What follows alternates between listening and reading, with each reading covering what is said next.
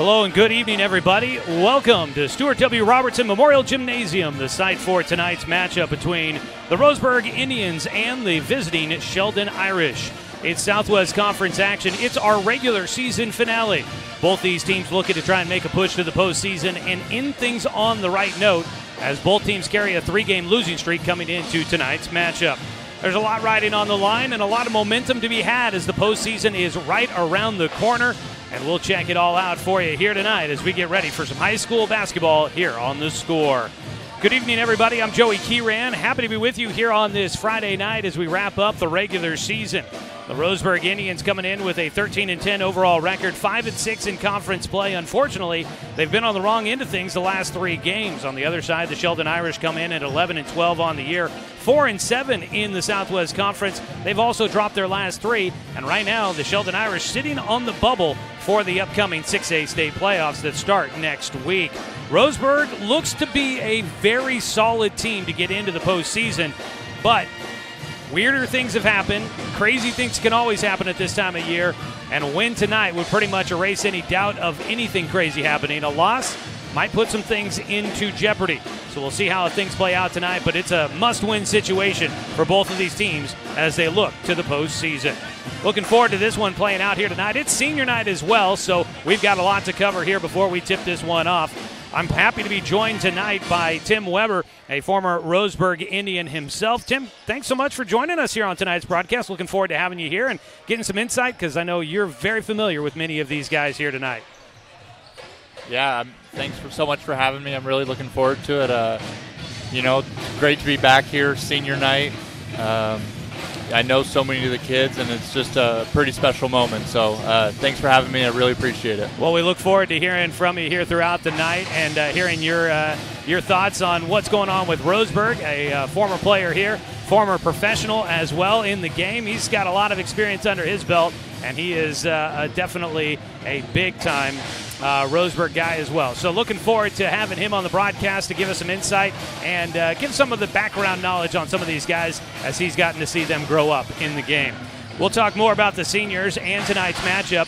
Coming up next, we get a chance to catch up with head coach Jordan Humphreys as he'll tell us more about what's on the line here tonight, as well as give us some of his thoughts on this 6-player senior class for the Roseburg Indians. It's senior night. Roseburg and Sheldon getting ready to square off. We'll have more for you coming up after this 2-minute timeout here on 541radio.com and on The Score, 92.3 FM and 1490 AM. Hey there, sports fans. Thanks for watching this local sporting event online at 541radio.com. Did you know there's more than one way to watch games online? You can watch games on your laptop or desktop computer, your tablet, or even your smartphone just by going to 541radio.com. But we also use YouTube to stream all of our video broadcasts, which means you could be watching this game on your big screen TV with a number of different streaming devices. You can stream our live YouTube broadcast through your PlayStation or Xbox gaming device or through streaming devices like Google Chromecast, Apple TV, or Roku. There's plenty of ways to follow this live local sporting event. Plus, you can find past events archived on 1490 The Score's YouTube channel. Find us on YouTube and subscribe today to keep up with the latest in local sports coverage.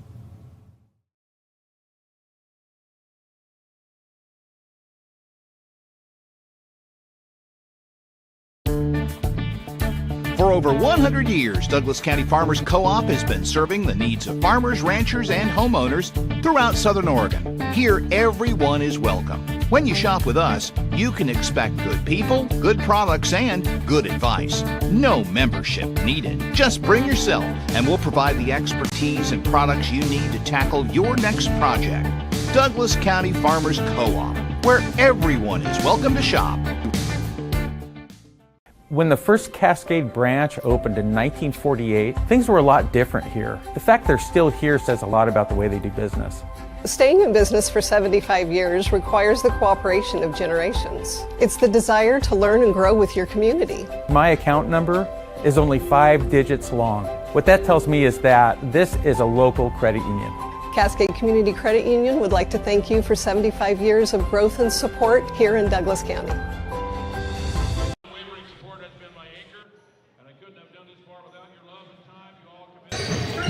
Back with more of our pregame here on The Score, 92.3 FM and 1490 AM, streaming with video online at 541radio.com.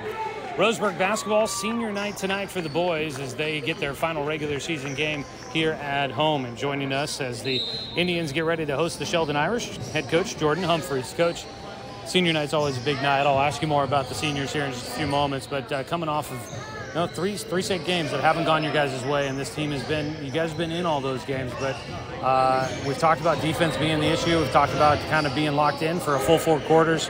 How do you feel like the team is sitting here as you guys get ready to go into this final game of the regular season? We're sitting as far as rankings. We're in a good spot to hopefully get a playoff game next week. Obviously, we're not satisfied with that and want to finish league and senior night with good effort going into hopefully a playoff opportunity.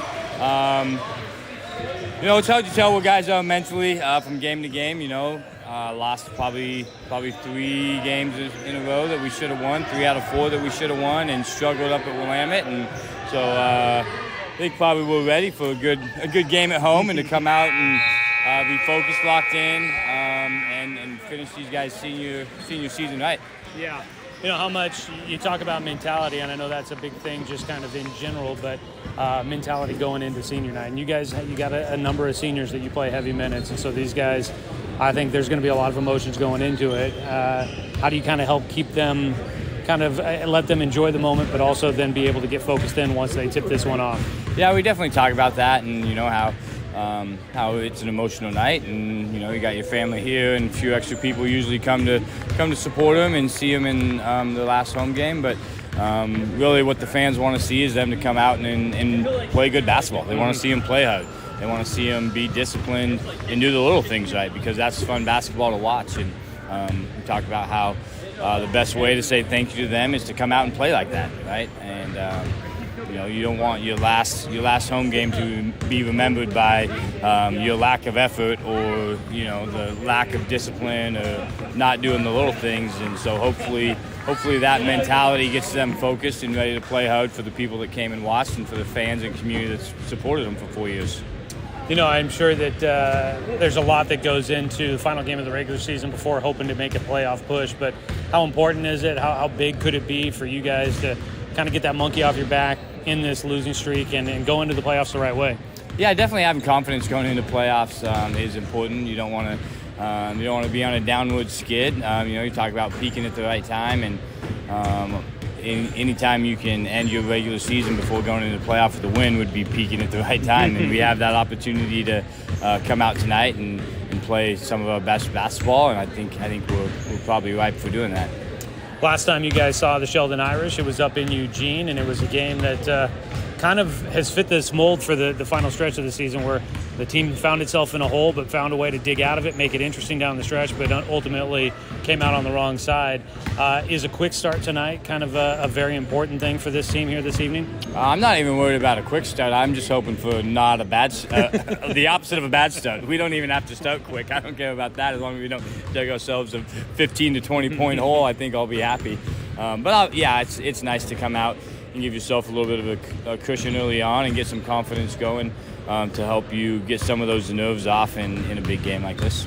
That being said, Sheldon's on the other side, and we know they're always talented, but they're also a team that's kind of playing for their hopes of getting into the postseason here tonight. How much do you expect that they come out to be looking to be a team that's kind of on their last leg and trying to keep things going for them? Yeah, so they're 33rd, and North Medford's 32. North Medford will most likely get a win versus Willamette tonight, but we'll probably drop in the rankings. And Sheldon has the opportunity, if they win, to definitely move themselves up in the rankings and have a good opportunity at a playoff spot. And if they lose, they still might move up. Kind of depends on what happens with the rest of the state. But if we lose, we might drop out also, because it's the top. Usually, I'd say the top 28 are pretty locked in as far as getting the game. Sometimes they got to move people around based on the top 3 in each league. I think we'd have to drop probably to 30th to get to possibly lose out. But those are the little things that don't matter. It's about doing the little things right and getting confidence going into the playoff game. I'm sure that's not part of the pregame speech to the team, but as the math teacher here at the high school, I'm sure you've been crunching some of those numbers to get all the intricacies of how that all works out. Do you understand all those mathematic equations? I do understand it all. There's a lot. To try to figure it out on your own without a computer and go dig up your opponent's winning percentage and on the road and at home, it's harder to just go find all that data, but I understand it once it's plugged in. Yeah, I've learned that I'm not going to try and figure any of it out. I'll just wait until it's all done, which will be tonight. And you stay up until the brackets release here this evening? Do they freeze tonight or tomorrow night? They freeze tonight, as far as I understand. So. Oh, yeah, I'll still be up. I'm usually up after a game that late anyways. That's true. He sent me text messages that late. I know that. Coach, it's been a fun. This is senior night, and I told you I was going to ask about them, so I better not forget that. You got a strong group of seniors here. I wrote it down. 6 of them total this year for you guys. What about this senior class has made this a fun enjoyment experience for you? Yeah, I mean, obviously having Micah super athletic and the points and stuff that he's put up throughout his career has been fun to be a part of. He's obviously, got some excitement that he brings with his athleticism that's fun to watch when he plays hard, and he's put a lot of time in along with these other guys. I mean, Asher has developed himself into a great basketball player that works hard all the time. From going from last year to this year, I wasn't quite sure how he developed, but he definitely showed how hard he wanted to work and earned everything he's gotten. And Vince worked himself into a starting role throughout the season, coming from a small school in Oakland, and put a ton of time in to be able to play at this level and get stronger and physical and able to handle the pressure. All the way down, I mean, Jazz is one of our glue guys. He doesn't see the floor a whole lot, but he's exciting. The fans love him when they're chanting his name when he gets an opportunity to get in, and his attitude and behavior and just positivity on and off the court is just contagious to be around. So he's just been a glue guy in our program since he's been here. And then Mikey. Mikey's just a big teddy bear. He says that about himself all the time. All the guys love him, and he's always positive with the guys, always picking guys up, and he's come in and had some big moments for us. He hit that big 3 at South Medford, which was fun. And Julian's turned into one of the better shooters we've had. I think he's shooting 44% this year from the 3-point line, which is pretty amazing. He's had some great games of 6 out of 8 from the 3-point line, and just he can go off at any moment. But yeah, guys that have put a ton of time in, not just during season but during the off season, and it's always hard to replace seniors, and these guys are definitely going to be missed. Well, we look forward to celebrating them here tonight on senior night. And Coach, really appreciate the time tonight and all season long, and look forward to doing it next week in the postseason. Sounds good. Thanks, Joey. That is head coach Jordan Humphreys joining us here in the pregame show as we count down to tip-off on senior night. We are honoring the 6 seniors for this Roseburg team here this evening. Those 6 seniors are Micah Mendoza, Julian Lopez, Asher Vredenberg, Vincent Ash, Michael Bosley, and Jazz McLean. And they have been a fun group to get to know here this season and really get to see them blossom. They were behind a large senior class last year, so Micah obviously was part of the starting lineup. We saw Asher quite a bit last year, but Julian and Vincent, Mikey and Jazz, they didn't see a ton of minutes last year, and they've all grown into some pretty important roles here this year. Tim Weber joining us, former Roseburg Indian himself. He went through senior night here at this gym long time ago. Not to make you feel old there, Tim. Thank you. I think I'm older than you, so I think I can say it. But you've seen some of these guys you've known for a while. You were telling me you've watched Asher grow up, and you've got to coach him before. You know a lot of these guys. What have you seen out of this group of seniors that as they've gotten older and grown in the sport of basketball? I think it's a pretty special group. Just like you mentioned earlier, some lesser roles last year, and just to see the work they put in the off season and the shots they get up, and the hours spent in the gym. It's great for that all to pay off, and I think a lot of that work goes unnoticed, and so it's great for the public to see it on the court during game time. And I think Asher's a great example of that. Last year, kind of a utility guy plugged in where he was needed and kind of hard to find a role. And this year, one of the better players in the conference and just more confident. Up and down those 6 players, I think that same sentiment holds true. Hooley is definitely, Julian's a smaller guy, and to see the way he battles out there and, shooting over 40% from 3, that doesn't happen on accident. Those are all the hours in the gym. So I think it's just a pretty special night to see the culmination of all those years of hard work and to have all your friends and family out to watch it. And, senior night's hard to express how special it is for some of these players. So, like I said, a culmination of a lot of hours into one night, which is pretty special. Oh, it definitely is. It's I've been doing this for a while now that I've seen plenty of senior nights, and it's a bittersweet moment. It means the season's coming to the close. Hopefully you usually have at least a couple of games after that if you can. But it does mean that things are getting close to the end, and all that hard work is starting to wrap up. But thankfully for some of these guys, they're going to have opportunities hopefully to continue on. Micah Mendoza in his profile for tonight mentions that he plans to go play at Lynn Benton Community College. Wasn't sure exactly where, but figured he probably had a future. Asher is hoping to try and play some college basketball as he studies forest engineering and wants to continue to play. And you were telling me that you know some guys in coaching that are in the NWAC, UCC, Umpqua Community College and NWAC team, Lynn Benton Community College, NWAC, that are telling you that Asher could be a guy that excels at that level as well. Yeah, I think a lot of the coaches around the state have been shocked at his development. Like I said last year, it's hard to find a role, and just this year finishing around the rim, more confident, the three-point line, handles pressure better.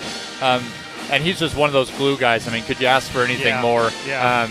Just a culture guy on and off the court, great in the classroom, and I think a lot of schools are looking at him to add to the roster for next year. Yeah, I think he's definitely developed himself into that type of player.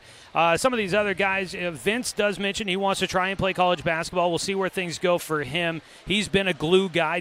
I was talking with his dad before the game here tonight, and not everybody. There's only one basketball. Not everybody gets to do it, and he's playing on a team that's got 4 guys that are averaging in double figures. So they've spread the ball around nicely, but it's hard to get everybody a chance to be a big-time scorer. And so he's taken that role of being a glue guy, and he's done that well, being a starter, coming off the bench, whatever it may be. He wants to try and play some college ball as he continues on here from high school. Michael Bosley, he is looking to just kind of succeed post-high school is basically what it says in his profile. Be successful, be stable, and looking forward to seeing where life takes him. Julian Lopez, the way he's been shooting, here it does say he hopes to try and play some college basketball in post-high school as well. I think the way he's been shooting, the way he handles the basketball, he's definitely got that opportunity. Jazz is another one of those glue guys that he doesn't get a lot of minutes, but he always has a smile on his face and looks to try hard, and I think he's been a guy that's one of those guys that's a part of the program, and for a senior to know that you're not getting a lot of minutes every game, but still to put in the hard work, that always means a lot. That was my role when I was in high school in baseball, and so I know that role. He plans to study mechanical engineering at OSU. Pretty cool. We'll definitely continue to talk about the seniors here tonight, but we've got to take our final break, and we'll come back with your starting lineups. The national anthem going to be coming up from the Roseburg Band as we take this final 2-minute break here on the pregame show. Roseburg and Sheldon, the final game of the regular season on senior night here at 541radio.com and on the Score, 92.3 FM and 1490 AM.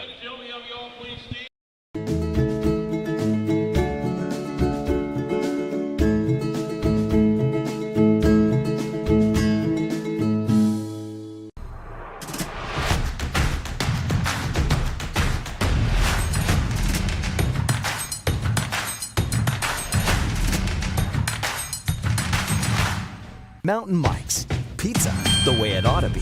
Are you an enthusiastic sports fan? Want to have fun and get in on the action? Heck, yes, that'd be awesome. Have great attention to detail? Want to stay active? Definitely. Want to give back to the student athletes in your community? Obviously, yes. Then you'd make an excellent high school sports official. We need more officials in Oregon, because with no high school officials, there are no high school sports. Sign up today at highschoolofficials.com. Do I have enough money put away to retire? Plan for your future with confidence. At Palm Wealth Management, we'll help you see a clear path to financial peace of mind. Call Palm Wealth Management today. Brook Communications radio stations have joined forces with the News Review and Lotus Web Services, announcing the Lotus Media Group, a multimedia enterprise. Web, broadcast, print. Make it happen with LotusMediaGroupLLC.com. Find everything you need to enjoy the outdoors, at home or on the road, at Douglas County Farmers Co-op.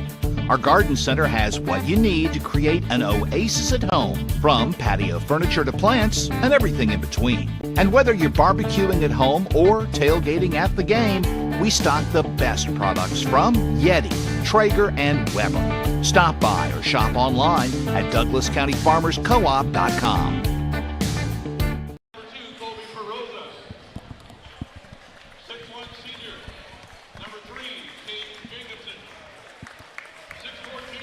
Back here at Roseburg High School, getting ready for tonight's contest as the Indians welcome in the Sheldon Irish. Let's take a look at tonight's starting lineups being announced by our public address announcer, Kenny Sherman. Head coach Eric Orton and the Sheldon Irish will put together a starting five with Colby Perosa, a senior at 6'5", along with a 6'1" senior, Caden Jacobson.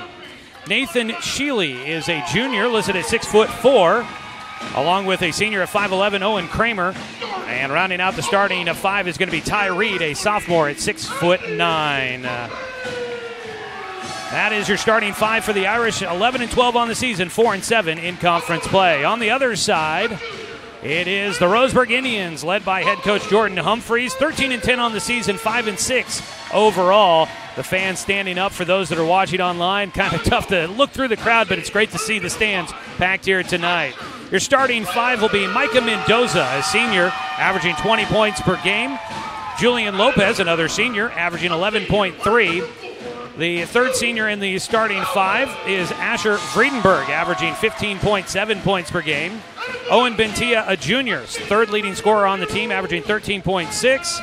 And rounding it out is the sophomore, Andy McCurdy, who has worked himself into a starting role. Coming off there from the JV, he has swung up and made himself invaluable for the team here this season. The sophomore getting into the lineup here tonight. Both teams looking to snap a 3-game losing streak. We'll see how this one plays out here this evening. Tim, we've seen Roseburg find itself trailing early in games. We heard Coach talk about it in the pregame. He just wants to see them not have a bad start to the game, not necessarily a quick start, but how important is it to come out and kind of establish things early? Yeah, on senior night, emotions run high, and Roseburg likes to play fast, fast tempo, and they can get behind quick if they're not careful. So, it's pretty important. And here we go, first possession. Let's see how they do. All right, Roseburg moving left to right on your radio dial. They're wearing the home whites here tonight. In the road blacks is Sheldon. Bentia sends it across the top to the far side of Mendoza. He's going to take the deep three, and he gets us started with the first one. It's 3-0 Roseburg. It's a quick start for you. You got to love that. That's the way you want to see it go down early. Shooters want to shoot, and when they start going in, that's a good sign as we get things started. 3-0 Roseburg, 30 seconds off the clock. The Irish will work to the left side, hand off to Kramer, who takes it out to the top. We'll hand it off to Perosa. Back to the left side, a 3-4 Kramer. Tries to answer, no. Underneath, the big man Reed gets the rebound. He gets his shot redirected by McCurdy, and the ball goes to Mendoza. He'll push it up the floor. Ty Reed is the big sophomore in the middle. He was not available the last time the two teams played. So we'll see how that impacts things here tonight. 6'9" sophomore working against McCurdy, the other sophomore. There's a bit of a difference there. A three from the left side. Asher will add another one. Roseburg coming out just exactly how they wanted to. Sheldon will bring it up. Working to the right side is Kramer. Hands it off to Sheely. He'll try to dribble with a screen, but sticking with him, Bentia. Sheely picks up the dribble, will get it to Reed. The big man out at the top, marked by Friedenberg. Handoff goes to Jacobson. Bounces it away right side. Another handoff. Sheely around a screen to the free throw line. Back out to Reed. Jab step left. Pass it away. Right blocks. The turnaround shot. No. Underneath McCurdy with the rebound. Nice defensive possession there for Roseburg. Working deep into the shot clock and able to avoid giving up the basket underneath. That's been an issue for Roseburg the last couple of games, is giving up the easy two underneath. Lob across the floor. Bentia into the corner. Lopez wants in on the action, and he does! Rattle it home for Julian Lopez.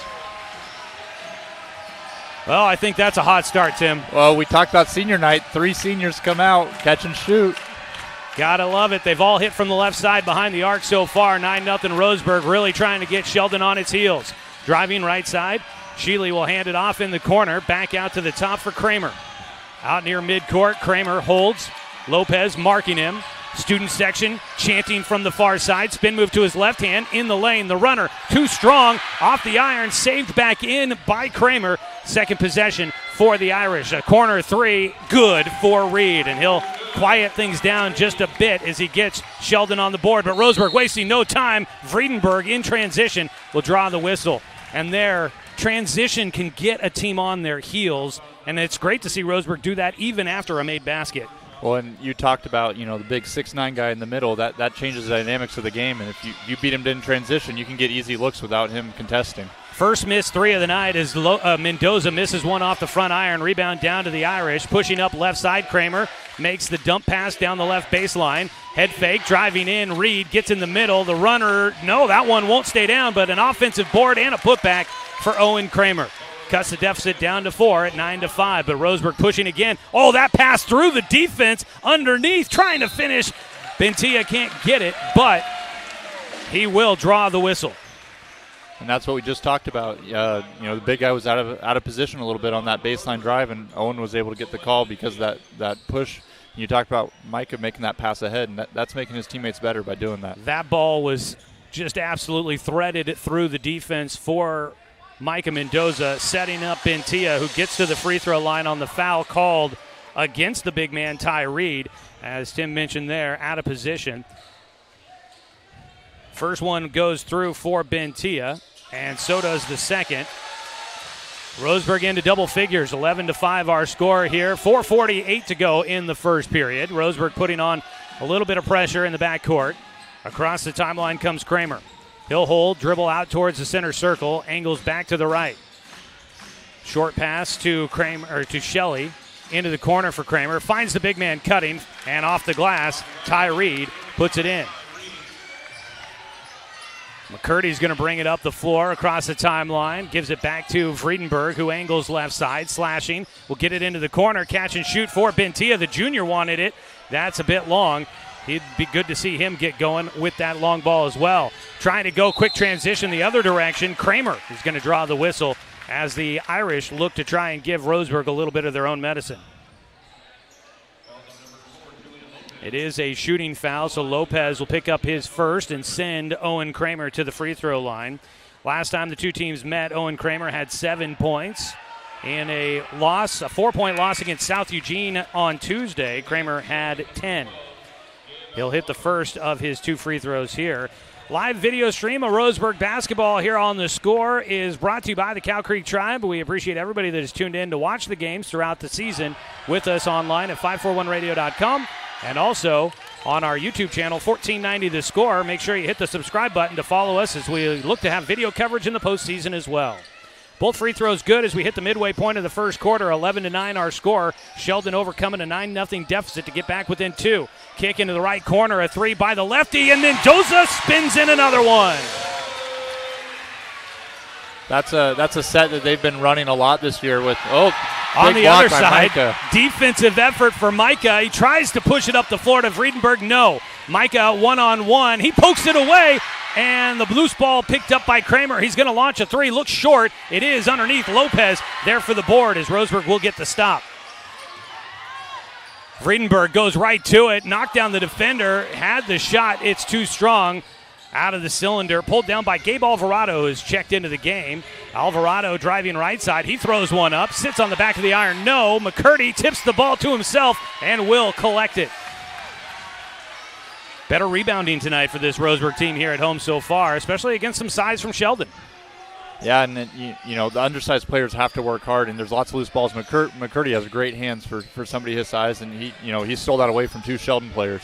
Fake the handoff. Mendoza thought about a 3. Gets it to the corner. Driving in. Vredenberg was too short, but he got the whistle. Coach Orton for Sheldon trying to claim the defender was straight up and was just playing clean defense. The officials give the foul to the Irish. That'll be their 3rd here in the first quarter, and that is the first on Nathan Shealy. Roseburg's getting creative with their play calling. They ran a set a few plays ago that Micah hit the 3 here. They inverted it. Usually Micah sets the back pick, and he was waiting in the corner. I think Sheldon was unprepared for it. They inverted it, and Micah got a wide open 3 out of it. It's pretty cool to see. New trick still. This is why I bring him in, because that is stuff that is well over my head. I was never a basketball guy. The X's and O's, I'm still learning. Vincent Ash checks into the game. So does Caden Luther for Roseburg. Bentia, Mendoza, Vredenberg, Luther, and Ash on the floor. Asher hits the second of the 2 free throws. 50% at the line there on that trip. 15-9, trying to answer a 3 on the left side. Off the mark for Rocco Graziano, who had 27 against Roseburg the first time back on January 30th. He was hot from downtown. Sheldon hit 11 threes, or 10 threes it was in that game for Sheldon the last time up in Eugene. So far it's been Roseburg with the long ball. Pass across the floor to Luther. He's going to give it right back to Mendoza. Now to the left side. He gets it to Bentia, who launches the rainbow. No, underneath. Vincent Ash got his hands on it, but he lost his balance as he was trying to fight underneath for position, and the ball goes out in the corner. It'll go to the Irish with 2:18 to play here in the first period. 6-point lead for Roseburg. They led 9-0 to start out the game. Kramer bounce it away, left side. Alvarado sends it to the right side for a deep 3. That one doesn't want to go down, and Vredenberg there for the board. He'll race it up the floor, straight away, goes right side, got free, just a little bit of space, and Asher with the finish. That was a sneaky left hand there. I think it threw the defense off a little bit, the timing. And we talked about him creating at the rim, and that's exactly what he did there. He didn't need a lot of space, and he got free. Pass left side, Graziano to the elbow, stops in the lane, jumps into Mendoza, and figured he'd get a whistle on that one. Micah looks to be picking up his first here on the night. It'll be a shooter, sending Rocco Graziano, the junior, listed at 6'2", mentioned 27 points the last time the two teams met. In that game, I think he had 6 3-pointers for Sheldon. He had 4 by halftime, hit 2 more in the third quarter. He hits a free throw here to get his first points of the night and get the Irish to double figures. Roseburg basketball on this season brought to you by our friends at Cascade Community Credit Union, belong to Douglas County. Graziano knocks down the second. Fluid motion at the line. Makes it a 6-point game, 17-11. Vredenberg will bring it through the center circle. Angles back to the left side. Ash has it at the right wing to the top around that screen. Bentia gets it, angling through the lane out to the left side. Baseline jumper too strong for Luther. A read underneath with the board. Kramer. Spin move to his left, stopped in the lane, and Ash sticks a hand in there and pokes it away. Gets it up the floor to Micah, 2-on-1, and he somehow slices around the defenders for the bucket. Hung in the air. He's got 8 in the period. Makes it 19-11. Graziano draws it out, working against Mendoza. Goes back to his left. He'll spot up for the 3. Off the right iron. Skying in for the board is Vredenberg. Pushing the tempo up the floor, back out to Ash. He'll go left side. Curls back out into the corner. Pass tipped out of bounds. It'll stay with Roseburg. Michael Bosley will check in for Roseburg. Owen Bentia will get a breather. Bentia checks out of the game with 2 points at the free throw line. 44.6 seconds to play here in the opening period. Back into the game, Colby Perosa. He'll give Ty Reed, the sophomore big man, a breather. We have 40 seconds to go here in this first quarter, and we will take a break at the end of the period here coming up. Left side with the basketball, Ash. Hooks a pass to the top. Handoff to Mendoza. The left-handed runner will dance on the iron and fall through. 21-11, a 10-point lead. Roseburg up by their widest margin of the night. 19 seconds to go in the first quarter. Back and forth. It's taken away by Mendoza. Nobody with him. Look out. Whoa! Little something extra on that one. The windmill. He throws it down. It's 23-11. A 3 before the horn. Off the mark for Sheldon. And Roseburg leads it by 12 as we go to the second quarter. We'll take a 1-minute timeout here on 541radio.com and on the Score, 92.3 FM and 1490 AM. To To us, pizza the way it ought to be isn't just our slogan. It's our promise and our passion to give you the best dining experience and the best tasting pizza you expect. For over 40 years, we've been making pizza the way it ought to be. Handmade with the freshest and finest ingredients. Our dough is made fresh daily, and we use 100% whole milk mozzarella cheese and toppings edge to edge. There's pizza, and then there's Mountain Mike's Pizza. Pizza the way it ought to be.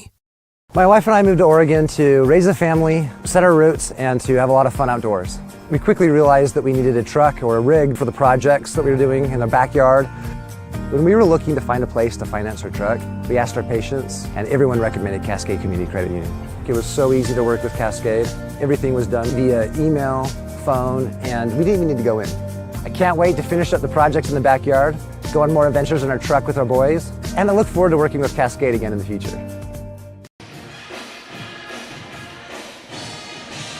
Second quarter action for you here from Roseburg High School, where the Indians lead at 23-11. A Micah Mendoza windmill jam to emphatically finish out that first period and put Roseburg up by their biggest lead at 12. Looking to make a statement here on senior night. Long pass into the left corner for Sheldon to start out this second period. Long rebound out, tracked down by the Irish. Perosa secures it, gets it to Graziano. He drives right side. His shot blocked by Mendoza. In the scramble in transition, Sheldon will steal it right back. Across the floor, the pass to Sheely, He'll send it back to the right elbow. Graziano with it. Shot clock down to 20.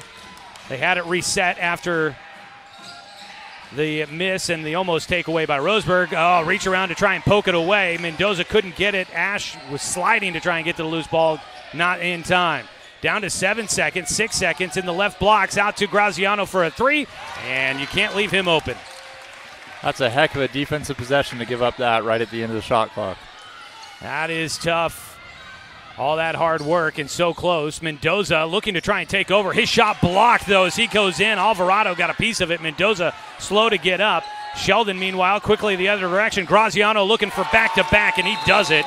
That is 6 quick points for the Irish, and they're suddenly back within 6 at 23-17. Sheldon will take a quick timeout. We'll go ahead and get one in as well, a 30-second break here on 541radio.com and on the Score, 92.3 FM and 1490 AM. Turn your home into your dream sanctuary with help from Douglas County Farmers Co-op. For over 100 years, we've carried everything you need to keep your garden and crops green and growing, including a large selection of soil mixes, composts, fertilizers, and other soil amendments. You'll also find stones, boulders, gravel, and more to add structure and diversity to your yard. Stop by or shop at DouglasCountyFarmersCoop.com.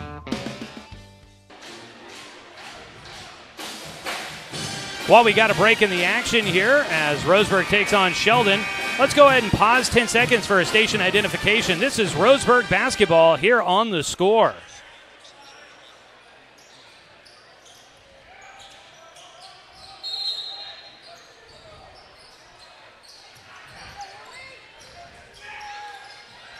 .6:38 to play in the first half. Roseburg leads 23-17. The Irish have come out with back-to-back threes to start the second quarter, and they've cut the deficit in half. Driving baseline, Lopez cut off. Back out, McCurdy with a wide-open three. Oh, it just rolls off the front of the iron. Rebound down to the Irish. On the floor, you've got Sheely out there with Kramer, Reed, Alvarado, and Graziano on the floor for the Irish in black. Left corner, Graziano tries for a third straight. Ooh, too long. Rebound comes down to Ash. Vince will bring it up on the near side, looks to attack, back out to the right corner for Bentia. Things are open in the middle. He backs his way in, draws a crowd, out to Lopez for the three. Too strong. Rebound tipped, and it'll go to Kramer. He'll weave his way up. 1-on-3. He goes right in. Scoop shot with the left hand, and that was not an easy shot for Owen Kramer. 23-19. It's been all Irish here to start the second quarter. Pass tipped into the corner. Bentia launches a three. That one's off the front iron, and Roseburg's gone a bit cold from behind the arc. A three from the left side. That one spits out of the cylinder for Sheldon, and down with it is Bentia for the board. Pass away left side for Lopez. Left side three. This time, Roseburg will get one to fall. Nothing but three-pointers for him here in the second quarter so far. They get one to go. Back to a 7-point lead at 26-19. A whistle as the ball goes to the right corner. Lopez sometimes is a better shooter off the dribble with that little hesitation. I think it caught the defender off guard. He felt like he was close enough. He just missed a three right before that, but that little rhythm dribble makes him pretty comfortable on that three. And Roseburg, I mean, we know they like to shoot the three. They've been doing it a lot here. Is it a game plan you feel like that they should stick with, or if they're going to move the ball from the baseline out to the sideline for this inbound? Yeah, I think, they live by the three, die by the three, and sometimes, it's feast or famine, and especially when you hit the first three coming out on senior night, I think you're going to be wanting to shoot a few more. But, I think a lot of times when Roseburg attacks the paint before they kick out, that creates a lot better threes. I think they get a little bit in transition. It's hard to face the hoop, turn your hips. But I think that when they attack and kick out, it's an easier look for them. On the inbound, ball goes right to Ty Reed, and the big man just over the top of Michael Bosley hits it on the bank shot. We did have a timeout there for blood. It looks like that was Alvarado had to go to the bench to clean off some blood off his face. So they had a substitution come in, Kelson Sperry into the game. McCurdy bounces into the corner, a little crowded over there. Bentia dribbled out of pressure, gets it out to Lopez for a three. That one went around 360 off the glass, back through, make it count, and it's 29-21. Roseburg back in front by 8, and the three's helping them keep that lead at a comfortable margin. Graziano into the middle to Reed, and the big man. He's just so much big. You're a bit of a big guy yourself there, Tim. When you're a couple of, almost a foot taller than everybody else out there, it's got to make life a little easy in the middle. Yeah, and you could see him huffing and puffing a little bit in that first quarter, and I think Roseburg's got to take advantage. On one end, it's certainly almost a foot taller, but in transition, I think that's where they can beat him down the court. Roseburg right now in the half-court set. Down to 12 on the shot clock. McCurdy, right wing, gets it to Bosley. He can shoot the three if he gets a good look and feels like it. Gets it to Lopez instead. We know he can shoot. He missed the rim. That ball saved back in by McCurdy. He tried to throw it off of the Sheldon player, but he missed the mark. It stayed in bounds, and Reed picked up the rebound. Perosa out at the line, back to his left, works to the blocks, in the lane, throws it up, and it will drop in. Graziano with 8 in the period. Makes it a 4-point game, 29-25. Vredenberg reverts out from the baseline. Will take it with the left-hand dribble. Out to the left wing. Looking to get it to Bentia. Does get it to him. Jump stop. Put up a shot. And through some traffic, Owen Bentia is going to draw the whistle. And it'll be interesting to see. They call that one on Nathan Sheely for the foul. You had Ty Reed there as well. And the big man with one foul already. It would be nice to get a second on him there underneath. But it goes against Sheely instead. Bentia at the line. Rattles around and knocks down the first one. That action that they've been running has been really successful for Bentia and Asher all season long. They set a down screen for the corner, a little handoff, and it gets them going downhill. I think it opens up a lot of space for them. It's less stagnant that way, and so that was a great example of Bentia able to turn the corner. Asher gave him a great little bounce pass there. And it gives guys, as you mentioned, the momentum to the rim, and they've got a lot of guys that are pretty decent at trying to finish in traffic, and that's what they're able to do. Roseburg putting some pressure on, but Sheldon able to break it, and a monster jam by the big man, Ty Reed. Back to a 4-point game, but trying to answer on the other side. Rebound gets tipped all the way out to Mendoza, who missed on the three. Head fake, driving in Vredenberg. He'll make the baseline skip pass into the hands of Bentia, who drops one in the bucket. Owen Bentia, his first field goal of the night from long range. Back to a 7-point lead, 34-27.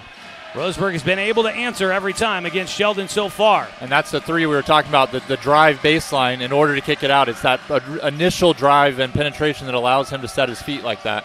Driving left side, back out to Reed from the free throw line, no, but the rebound down to Kramer in the lane. The floater is good. Owen Kramer with 8 in the game, 34-29. Down to 2:12 to go here in the first half. Lopez will bring it across the timeline. Luther has it between the circles. Short pass away, left side to Mendoza. He wants to attack. Fakes left, goes right. That pass, who'd that hit off of last? It looks like it connected with Luther. Caden Luther, yeah. He was in the passing lane, tried to get out of the way, but he couldn't duck out of the way of that laser pass there by Micah Mendoza. So Sheldon will get the possession. They're down by 5. Got a chance to cut into it. It was a 12-point game at the end of the first quarter, so credit the Irish on the comeback here in the second. Graziano gives it away. Kramer on a screen. Got some space behind the back dribble. Gets right side, and he uses the glass for another easy 2. 3-point game. Vredenberg, right side. Working against the man-to-man defense here from Sheldon. Minute 25 to go. Asher dribbles into the corner. Gets it out to Mendoza, to Lopez. Far side to Bentia. He's going to drive baseline. Gets cut off, double team. They've got the big man camping in the middle. Mendoza gets in, and he'll draw contact, and he gets the bucket! That's the second on their big. Ty Reed will pick up the second. First points here in the second period for Micah, as he makes it a 5-point game, and he'll look for the traditional 3-point play here at the free throw line. Reed will go to the bench with his 2 fouls. And I think both fouls were very similar. He was just late sliding over. He's so big, Micah met him right in his body and was able to finish through it. Micah gets the friendly roll here at home, hits the front of the iron, and drops it in to make it back to a 6-point game. 37-31, down to 65 seconds to go in the opening half. Between the leg dribble, back to his left hand. Graziano sends it away, gets it back, working against Bentia. Goes left hand, slices, pulls up for the mid-range jumper, back iron. It's Lopez underneath, and that's feels like one of the first stops Roseburg's had defensively in a while. Lopez tries to get one, can't get it from straight away on the 3. That would have been a big one. Instead, racing the other direction, Kramer right in the middle. He goes slicing to the rim and is able to get one in. That is a big quarter coming here for Owen Kramer. And a big bucket just before the halftime break makes it a 4-point game. Down to 27 seconds. There's about a 1 to 2 second difference between game clock and shot clock. Lopez to the right side. Vredenberg dribbles to the baseline in the corner, looking underneath for Luther. Down to 13 on the shot clock. Roseburg trying to hold for the last shot here. Hand off to Micah. Got around the corner. Step back into the corner. Lopez has an open look. He'll spin one in. 4th one in the first half for Lopez. Makes it a 7-point game from half court. Kramer off the mark. And we go to the break. Our score is Roseburg 40, Sheldon 33. The Indians pull ahead by 7 here at the halftime break. They led by 12 at the end of the first quarter. So Sheldon cuts into it a bit, but a big 3 there just before the end of the half by Julian Lopez helps the Indians stretch it back out to 7. We'll have the halftime recap for you coming up when we return after this 2-minute timeout. It's senior night. The place is packed. The cheerleaders are out there. The band is entertaining us here tonight. We got a good one going and a big second half coming up. We'll take a 2-minute timeout and be back with this halftime break here on 541radio.com and on the Score, 92.3 FM and 1490 AM. Successful companies have a very important secret. Good advertising works and makes them money. That's why your business should contact Lotus Media Group. Let us help you cash in with multimedia advertising. Multiple touches from Douglas County's only Google-certified partner and most effective advertising platform. Web, broadcast, print. Make it happen. LotusMediaGroupLLC.com. To us, pizza the way it ought to be isn't just our slogan. It's our promise and our passion to give you the best dining experience and the best tasting pizza you expect. For over 40 years, we've been making pizza the way it ought to be. Handmade with the freshest and finest ingredients. Our dough is made fresh daily, and we use 100% whole milk mozzarella cheese and toppings edge to edge. There's pizza, and then there's Mountain Mike's Pizza. Pizza the way it ought to be. Looking for more local sports coverage? CBS Sports Radio 1490 The Score has you covered. Check out our homepage at 541radio.com for sports stories, scores, and podcasts. And follow us on social media. 1490 The Score is on Twitter, Facebook, and Instagram. And take the station with you wherever you go with the 541 Radio app. Download the app in your smartphone's app store and get access to a live stream of the station, sports stories, podcasts, and easy messaging with the station and others. For over 100 years, Douglas County Farmers Co-op has been serving the needs of farmers, ranchers, and homeowners throughout Southern Oregon. Here, everyone is welcome. When you shop with us, you can expect good people, good products, and good advice. No membership needed. Just bring yourself, and we'll provide the expertise and products you need to tackle your next project. Douglas County Farmers Co-op, where everyone is welcome to shop. Back here at Roseburg High School, it's halftime. 40-33 our score here at the break. Joey Kieran along with Tim Weber joining you here tonight. Helping out with the video camera this evening, Angela Kieran back in the studio. Helping out on the radio production tonight, Connor McLean. We appreciate you tuning in and joining us for tonight's broadcast of Roseburg High basketball here on the score for senior night. And so far, these seniors are looking like they don't want to go out on their regular season with a loss. They have put Roseburg up by 7. Mendoza, Lopez, and Vredenberg all with a nice first half. Owen Bentia getting in on the action as well. Taking a look at it here, it was 23-11 at the end of the first quarter, a 12-point lead for Roseburg. Sheldon cuts into it as they outscore Roseburg 22-17 in the second quarter.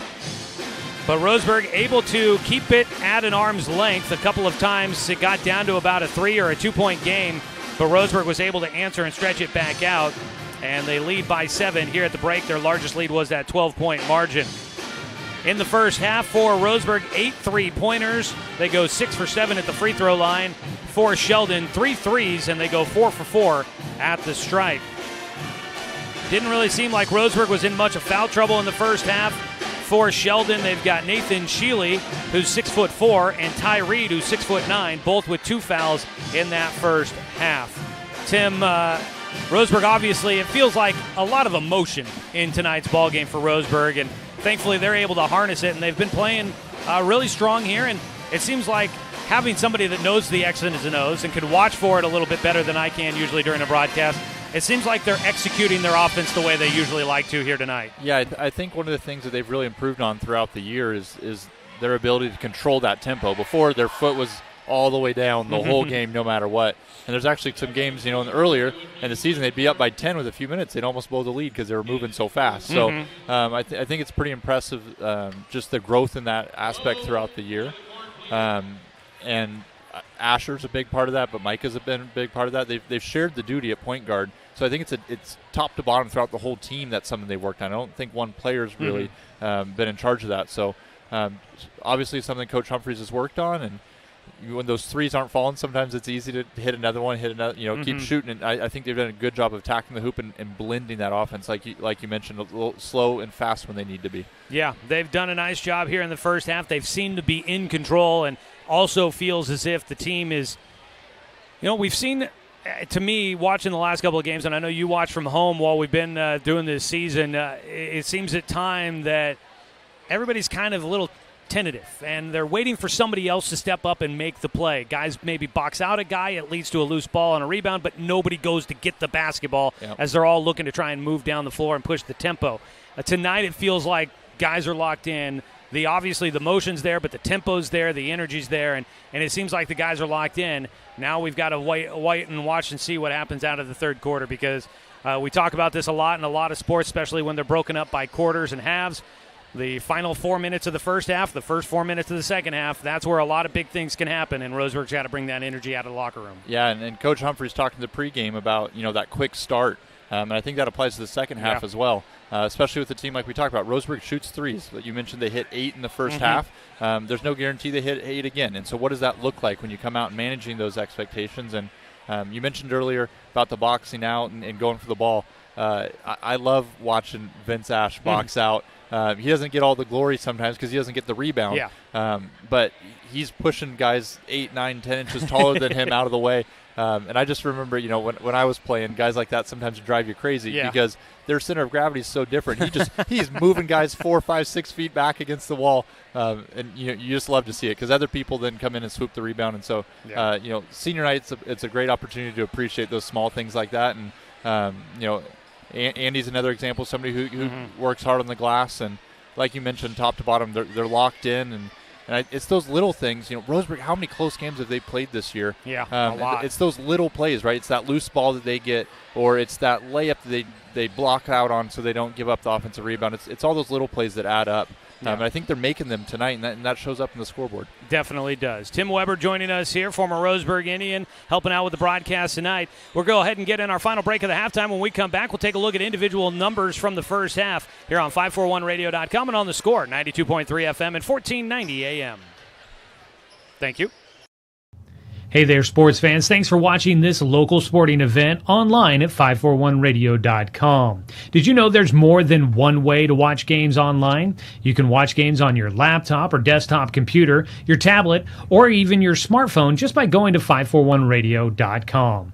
But we also use YouTube to stream all of our video broadcasts, which means you could be watching this game on your big screen TV with a number of different streaming devices. You can stream our live YouTube broadcast through your PlayStation or Xbox gaming device, or through streaming devices like Google Chromecast, Apple TV, or Roku. There's plenty of ways to follow this live local sporting event, plus you can find past events archived on 1490 The Score's YouTube channel. Find us on YouTube and subscribe today to keep up with the latest in local sports coverage.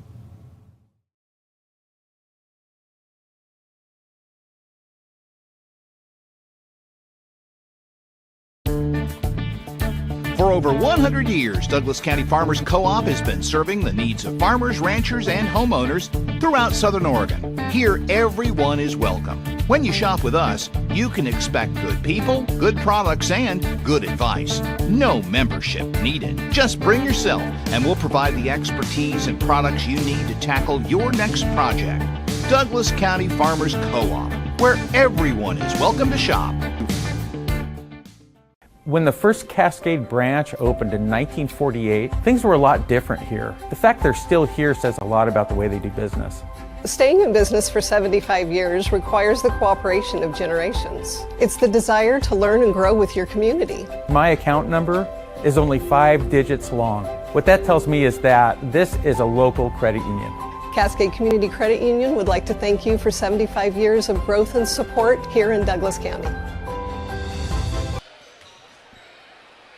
Just about to get ready for the start of the second half. Tonight's game been brought to you by DC Farmers Co-op, where everyone's welcome to shop. Taking a look at individual numbers from the first half. 15 for Micah Mendoza, leading scorer in the ballgame. 12 for Julian Lopez on 4 threes. 6 for Asher Vredenberg, and 7 for Owen Bentia.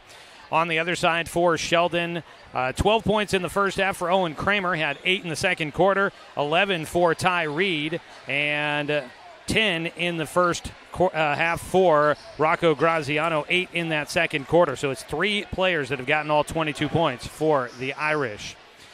Remember to stick around in the postgame show. We'll name our Mountain Mike's Pizza player of the game for tonight's contest. Mountain Mike's Pizza the way it ought to be. Stop by at the corner of Bellows and Harvard to pick up a pizza to take home to watch, maybe for the upcoming playoff game that Roseburg should be in here coming up next Tuesday. Also, we're keeping tabs on rebounding. I feel like my numbers a little bit seem to be small, but got a couple of players with 2 in that first half for Roseburg, and your In the Paint rebound leader is brought to you by Colorcraft. We'll have those details for you in the postgame. Starting the second half, Vredenberg. Now Roseburg moving right to left on your radio dial in the home white jerseys. Pass into the corner, short hops to McCurdy. He can't handle it between the wickets, out of bounds on the pass by Mendoza. You've got Micah, Julian, Andy, Asher, and Owen out on the floor for Roseburg. Original starting 5 out there for the Indians to begin this second half. Owen Kramer out there, passes along the near sideline to Alvarado. Kramer will get it on the left wing from Perosa as a whistle away from the basketball, and it's going to go against Sheldon. Ty Reed's out there, and so is Nathan Sheely.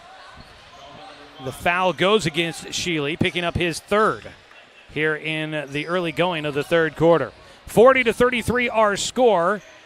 30 seconds away in the second half. Roseburg looking to finish out the season on a win. Going to the baseline at the rim. Could not finish, too strong for Micah. And up the floor comes Sheldon. They're now working left to right in the black road jerseys. Corner 3, too strong. Underneath, though, Perosa skying up for the board. Gets it to Reed in the corner. The big sophomore picks it up at the wing, dumps it underneath. trying to get free. Perosa threw up an awkward shot around Vredenberg, and no whistle. The rebound pulled down by Micah. He'll race up the floor, slices left side, gets it to Julian for his 5th of the night. And that's a great pass by Micah, driving in, sucking that defender in just an extra couple steps so that Lopez could let that one fly. And I think he knew it was going in as soon as he gave it up. The 3 by Lopez makes it a 10-point lead once again. Double figures for Roseburg. The big man, too strong, well off the mark for Reed. Rebound came down to Roseburg, up the floor. Micah sends it back out to Lopez. He can't get it again underneath. It's Perosa with the board. Kramer right side. Circles to the free throw line, draws back out, looks to his right, gives it away to Sheely at the wing. Little pick and roll attempt, but on the ground goes Reed. He'll get himself back up as the ball works to the far corner. Alvarado to the free throw line. Reed gets it. He'll dribble left side, hands off. Kramer behind the arc, not going to pull the trigger with 8 seconds on the shot clock. He dribbles left corner, back out to Perosa. Looks underneath, ball tipped away, but nobody's there to get it for Roseburg. Perosa cleans it up and gets the easy 2. That's what you just talked about. Everybody was ready to go the other way. Those small plays. On the other side, Roseburg going to get a blocking call against Sheldon, I believe. Coach Orton wanting a charging call, and Tyree kind of grabbing his right leg, his hip. And we talked about it, I think it was off the air, 6'9" as a sophomore. There's a lot of moving parts in that infrastructure for that young man. He's a big guy, and it looks like maybe dealing with some cramping or some straining of the muscles in the hip flexor. Well, and he certainly changes the dynamics of the game. You can tell Roseburg's definitely more aggressive and attacks the hoop more when he's out. So we'll see if they take advantage of that as he subs out. They're going to – Sheldon only had 4 guys on the floor as you mentioned, Reed subbed out of the game, looking to get stretched out on the baseline. Roseburg will inbound after the foul that was called against Alvarado on the blocking foul. In the blocks, Vredenberg kicks out to Bentia. Things open wide up, and there is exactly that. No big man in the middle. Left it wide open for Owen Bentia. It's 45-35. Timeout taken by Sheldon. And we're going to use one here as well. 5:35 to go in the third quarter. It's a 10-point lead. We'll take a 30-second timeout on 541radio.com and on the Score, 92.3 FM and 1490 AM. Get ready to satisfy your dessert cravings with Mountain Mike's new mini churros. These delicious bite-sized churros are the perfect dessert to pair with your favorite Mountain Mike's pizza, made with only the freshest and finest ingredients, dough made fresh daily with 100% whole milk mozzarella cheese, and toppings to the edge. For limited time only, get 16 mini churros for the whole family for only $4.99. Don't wait. Order yours today for dine-in, carry-out, or delivery. Roseburg basketball brought to you by More Well Drilling, specializing in residential well drilling and available for commercial projects too. Call 541-580-5660 for a free estimate. Sheldon basketball out of the timeout. Both teams with 4 timeouts left. I think I need to correct our scoreboard for those watching online at 541radio.com, which is presented by the Cow Creek Tribe. Sheely picked it up. He gives it out to Rocco Graziano, who tries a deep 3. It's off the mark. It goes right to Mendoza. He kicks it left side. Bentia will try a 3. Yes, sir! Bentia with 5 in the period, and Roseburg staying hot to start the third. They're up by 13, their largest lead of the game. In the middle, Kramer misses the bunny underneath. Mendoza with the board, feeds it to Asher. He'll race up, tries to split 2, kicks out. Bentia, another one. Yes! Owen Bentia makes it a 16-point game, and Roseburg's on top. A timeout taken, a 6-0 run there on 2 threes by Bentia, and the Irish will take a moment to talk about it here. We'll take a quick timeout as well. Another 30-second break after a couple of big threes for Roseburg. They're up 51-35 with 4:47 to go in the third quarter on 541radio.com and on the Score, 92.3 FM and 1490 AM. Remember the good old days? When you didn't have to make an appointment or wait in line for an hour just to talk to your teller. When businesses were local and gave back to the community. At Cascade Community Credit Union, there are some things will never change. We're the only credit union or bank headquartered in Douglas County, and making our members a priority has always been our priority. For easy and simplified banking, visit CCCU. No appointment, just come on in. 4:47 to go here in the third quarter. It's an 8-0 run since the big man Ty Reed checked out of the game with that hip flexor stretching he needed to do. 8-0 run all by Owen Bentia. Guess who's back in the game? Ty Reed. Roseburg will go to a zone defense, leading 51-35. Kramer holds out to the top, gives it to the left side. Graziano's a guy that I'm sure Sheldon would like to get going here. Caden Jacobson back into the game, the senior. We'll give it up to Rocco Graziano. I said it, and Sheldon must have heard it. They get Graziano a 3 to make it a 13-point game, 51-38. 4:22 to go here in the quarter. Left side, one-hand push pass. Bentia wants another one. Oh, he can't get the friendly roll at home. It rolls off the right of the iron after a couple of high bounces, and it's Reed with the board. Sheldon will have it. Hesitation step right side, picks it up. Things got away from Kramer. Ball was knocked away from him, but he found a teammate underneath. Jacobson gives it out to the top, a 3. Yep. And that's a quick 6 points for Sheldon as Alvarado hits the 3, and it's back to a 10-point game, 51-41. Under 4 to go in the third. Mendoza right side. Setting it up, drives in, cradled it, got double-teamed, and gets hit by Alvarado, who throws up the hands. Is that just instinctual in a basketball player? You go, wait, what? How's that a foul on me? One of these times it's going to work. I've been watching a lot of basketball. I've never seen it, but one of these times it will work. I believe that's the second on Alvarado, although the scoreboard says just one. There. No, they gave it to Jacobson for his second. I've committed my fair share of fouls in my life, but if you ask me, half of them were wrong. Oh, of course. Just like balls and strikes or holding penalties. I mean, the officials don't know what they're looking for. They're doing their best. McCurdy comes out of the game. Caden Luther back in for Roseburg as Mendoza hits both from the free throw line. Should note, Micah Mendoza, with his first 3 of the night, which got things started for Roseburg, has moved into second place all-time in career scoring here at Roseburg High School, passing the legendary Joe Newton. Congratulations to Micah Mendoza on a heck of a career. And that does include the COVID-shortened season back in 2020-2021. 3:25 to go. Kramer takes off left side, tries to kick out right side 3 off the iron. Mendoza skying for the board, his 4th here in the third quarter. He's trying to do the little things. He's got just 2 points in the period, but he's been doing other stuff like feeding it to Bentia, who drives his way in, backs his way down, and he's going to get a foul. It's non-shooter. Coach Orton trying to say he's using that off arm to help keep the defender off of him, and that's kind of a fine line on what's allowed with that. And honestly, if the defender fell over, they probably would have given it to him. But, Owen's an aggressive driver. He's not overly quick, but he's such a physical guy for his size. And, it's hard to guard him when he goes that hard to the rim. They get it to Bentia on the inbound from the baseline after the foul that was called against Graziano.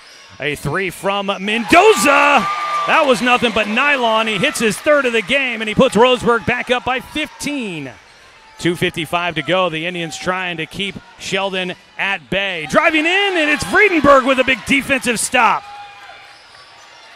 Up the floor, gets it to Bentia. He gets in the middle, draws the double team, and he just flips it over the outstretched arms for another quick 2. It's a 17-point lead, and the fans are into it here at Robertson Memorial Gymnasium. We're going to take a 30-second timeout. 58-41, Roseburg in front of Sheldon on Senior Night on 541radio.com and on the Score, 92.3 FM at 1490 AM.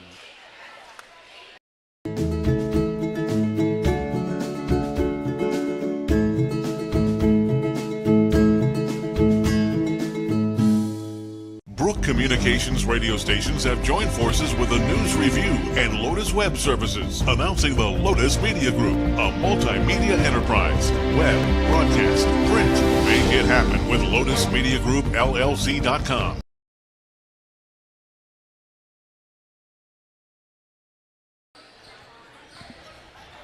It was 40. Oh, no. 2:40 to go in the third quarter. Roseburg basketball brought to you by Fisher's Hearth and Home, serving Douglas County for over 30 years with the largest selection of wood, gas, pellet, and electric stoves and fireplaces in the area. Sheldon with the basketball out of the timeout. Both teams with 3 as Roseburg took that last one. Up the floor, Friedenberg, tough defense in the backcourt. Sheldon gets it into the front court. Couple of long passes from corner to corner. Out to the top, new man into the game, Sperry. Gets it to Reed in the middle, and the big man just tosses it at the iron over the top of the defender to knock it through. 58-43, Roseburg in front. Mendoza, left side, another look at a three for Bentia. No, underneath, it's Reed with the board. Sheldon will bring it up the left side, racing up the floor. Back to Reed at the free throw line. Pump fake, kicks it out right side for Sheely. He'll circle a three through the cylinder. 58-46, and a little run there by Sheldon. Gets him back within 12. Mendoza will slow it down as he angles to the left side of the floor, bringing it across the timeline. That's the second or third time that Roseburg's made a run, and Sheldon's responded right back with their own little 6-0 run. They've got it within 12 here. That's what it was at the end of the first quarter as Vredenberg tries a three underneath. Luther trying to battle with the big man Reed. Can't win that one on the miss. Sheely, with a quick three from the right side. That's off.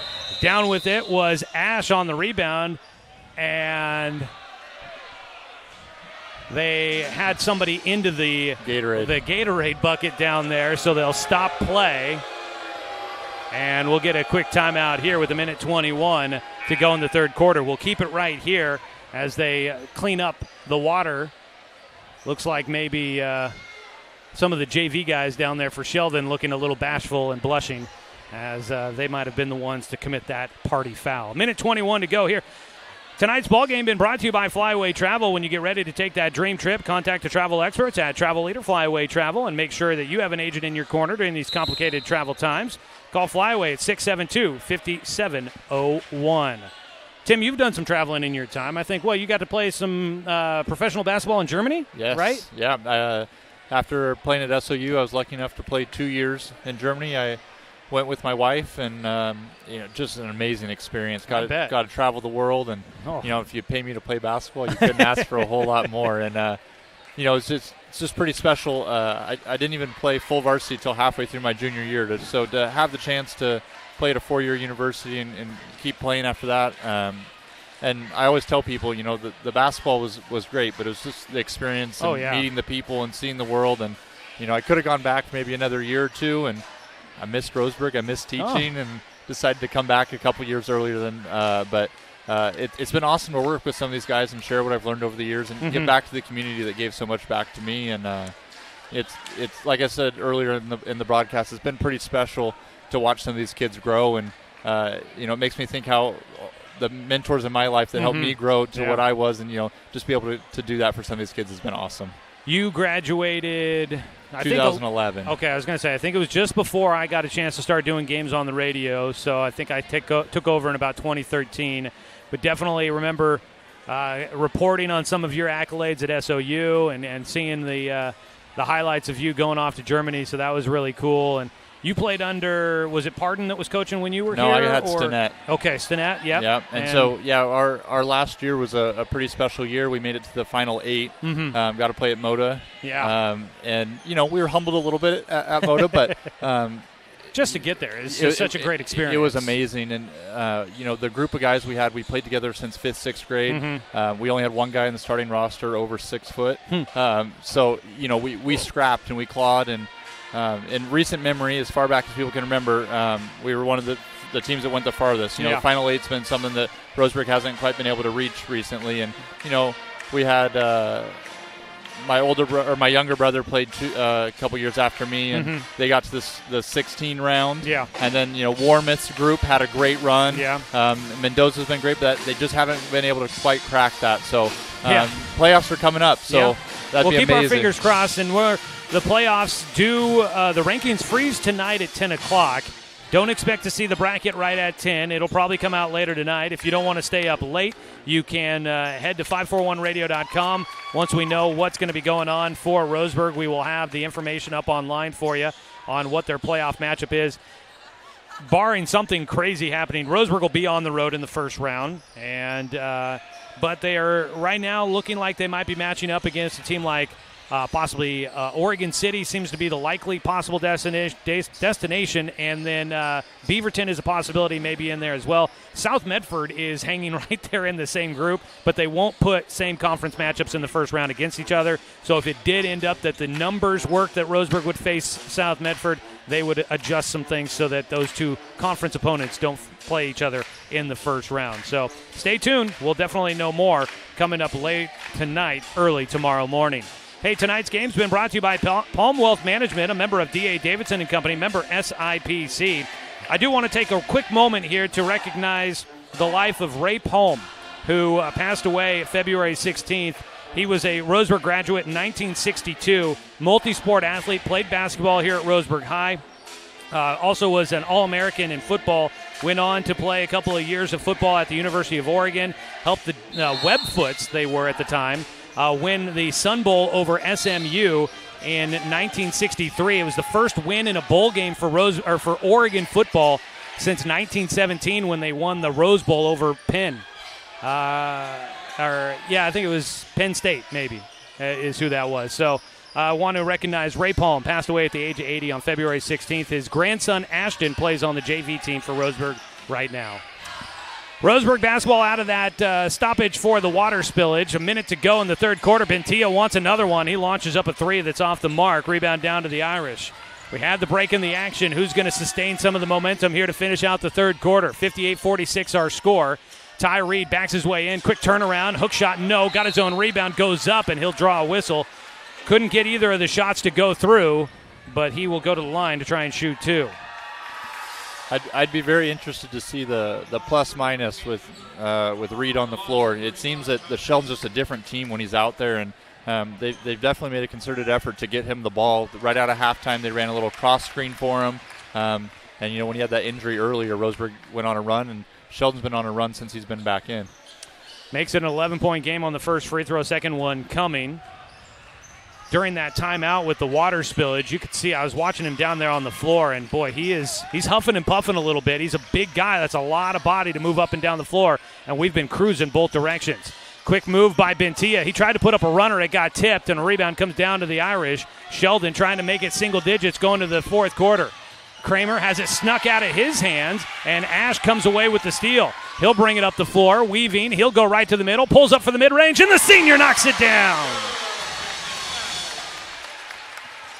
I've seen him make that move a few times before. He loves that pull-up jumper, 12 to 15 feet. And he can knock it down usually.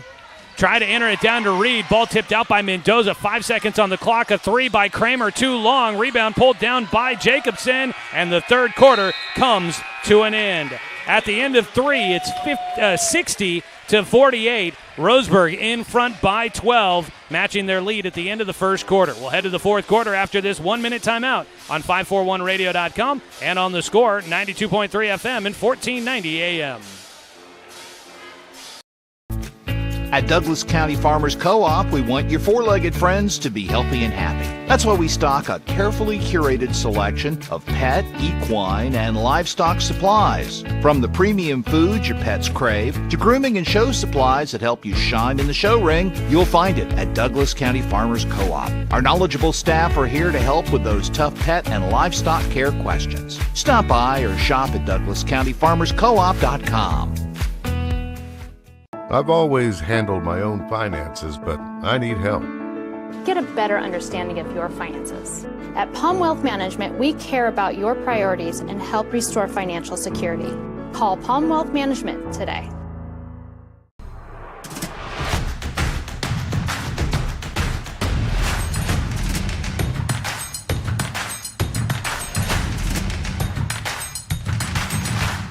Mountain Mike's Pizza, the way it ought to be. Senior night is underway here at Roseburg High School, and the Indians trying to finish it strong. They've got 5 seniors on the floor to start this fourth quarter. Lopez, Vredenberg, Ash, Bosley, and Mendoza. And a stoppage of play before things get underway here. Not sure. They keep pointing the other direction for something. 1, 2, 3, 4. Sheldon's got 5 guys on the floor. I'm not sure. Did you catch? Not quite sure either. Sheldon's coach, Eric Orton, kind of threw up his hands like there was something he was not excited about there, but maybe it was the shot clock didn't start. because I think it was still reading 35 seconds with 7:53 to play in the period, so they get that adjusted. For Sheldon, you've got Kramer, Sheely, Alvarado, Sperry, who takes a mid-range jumper, misses underneath. Mendoza fighting with Perosa, the fifth starter for the fourth quarter. And it's a jump ball called as Mendoza tied up with Sperry. And the possession arrow goes to Roseburg. So they get a stop on the opening possession. They'll reset the clock, the shot clock, with 7:39 to go in the ball game. That's the second time that Roseburg's come out of a timeout in the 2-3 zone, and they ran it for one possession last time. So we'll see if they stay in it or if they go man-to-man next time. Bosley to Mendoza. Again, the 5 seniors. There's 6 of them. Jazz McLean, we haven't seen him yet tonight, but he's the 6th senior on the roster. Another mid-range jumper for Ash. He had just hit one on his last attempt. Couldn't get it. This time underneath, it's Bosley who gets his hands in, and Mikey ties him up. It'll force a jump ball. The ball will go to Sheldon, but it changes the possession of the arrow, and that's always a nice thing to have in your favor. 7:15 and counting here in the fourth quarter as the Indians try to snap a 3-game losing skid and head into the postseason on a win. Bounce away to Perosa at the top of the key. He fires right side, stepping into a 3. Alvarado, that one off the mark. Underneath, fighting for position. Ash got a hand on it but couldn't collect it. He tips it out of bounds. He is impressive with how well he moves guys underneath. And if he's not getting the rebound, he's definitely helping clear the way for one of his teammates to try and get there. And he's undersized in every matchup every night. He doesn't care. He's always battling. And he's tricky with it, too. I'm not going to say he's doing it cleanly every time, but he's tricky with it. Sheldon with the basketball, down to 23 on the shot clock. Kramer angles left side, pulls up from the baseline, and his shot off the mark as Vredenberg pulls down the board. Been a bit of a quiet night for Asher, but he's looking to add to his point total there, and he will with a spin move back to his left. And the Asher fans to our left in front of the camera celebrating. It gives Roseburg a 62-48 lead. A 3 from the left side will drop in for Alvarado this time, his second of the night. 62-51. Roseburg will give it away to Bosley, right side. Lopez racing over. They've got 4 guys on the right side of the floor as they get it to Mendoza. He draws a crowd out to Ash. He'll circle in the middle. Pass out to Vredenberg. Asher with it on the left wing. Tries to split 2 defenders. One to kick it back into the corner and throws it away. Intended for Ash. Back into the game. Mendoza and Vredenberg will come out of the ball game as Bentia and McCurdy will come in. A couple of underclassmen will get a couple of minutes here. That was one of the first possessions I've seen Roseburg tonight be a little bit stagnant in their movement, and it ended up in a turnover. So, these last 6 minutes, I'm really interested to see, do they keep that motion up that they've been so successful with so far tonight? And I was going to kind of prod you on whether or not you want to keep their foot on the pedal as they lob underneath. Reed can't get it from short range. He was at point-blank distance, and Roseburg is able to get the ball away as Ash gets the rebound. Ash tosses into the corner. It got tipped. Bentia drives in. Contact, no. Rebound. It's Reed that will secure it. Does Roseburg keep the foot on the pedal, or do you start to try and slow it down to wear down the clock? I think they have kind of answered that. They want to keep pushing. Ash underneath with all the bigs collects another board after the miss by the Irish. Lopez will come to get it at the top to run the offense in the half court. 5:14 and counting. Roseburg on top by 11. Out to McCurdy on the sideline. He throws it off of Sheldon, but it stays inbound up the floor. And the lay-in doesn't go in. It spins out. Kramer gets the tip rebound, and he'll get the finger roll to go. That's a couple of buckets right underneath for Sheldon that somehow just don't go. And these are the moments, the maturity of Roseburg is going to show. Are they able to get good looks down the stretch and weather another run by Sheldon here? 4:45 to go in the ball game. It's a 9-point contest now, and a whistle will stop play with Bentia having the basketball on the right side. Substitutions coming for Roseburg. That is Sheely, who I think picks up his 4th.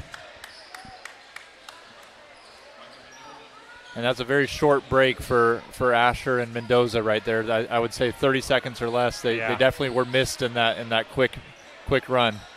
And Coach Humphreys doesn't want to let Sheldon get any sort of momentum back within single digits. So Luther, Mendoza, and Vredenberg back into the ballgame for the Indians as we close in on the midway point of the fourth quarter. Asher with it, bounces it to Mendoza, races by him, cuts to the basket as Micah turns and faces, Gets it to Luther in the right corner. Back to Micah. 17 on the shot clock.